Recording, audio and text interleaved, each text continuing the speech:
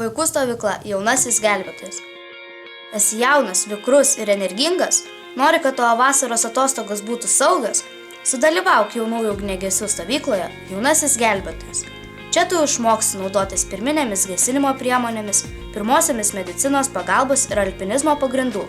Galėsi sustiprinti savo fizinę būklę išbandydamas savo jėgas ugniagesybos sporte bei ištvermingose, gyvybingose ir draugiškose konkursuose.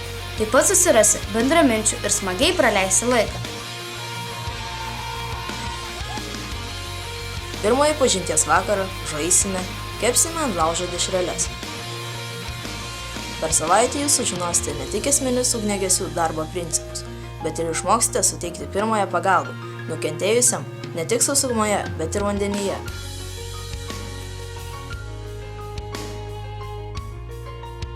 Aplankysite ugniagesių gelbėtojų mokyklą, bendrąjį pagalbos centrą 112.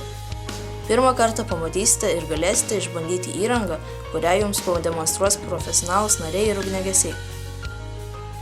O dar jūsų laukia įdomios alpinizmo ir orientacinių įgūdžių lavinimo pamokos. Ne paslaptis, kad daugelis šeimų turi keturkojus augintinius. Kinologai jums papasakos, kaip reikėtų saugiai elgtis su gyvūnais.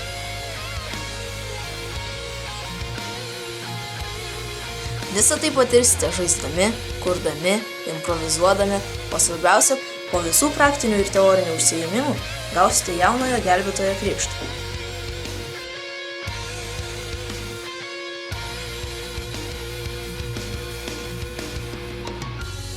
Tikimės, kad susidomėsite ir pasirinksite kupiną įspūdžių ir nepamirštamų akimirkų vaikų stovyklą Jaunasis gelbėtojas. Stovykloje gali dalyvauti vaikai nuo 8 iki 16 metų. Daugiau informacijos Lietuvos jaunųjų ugniagesių sąjungos internetinėje svetainėje.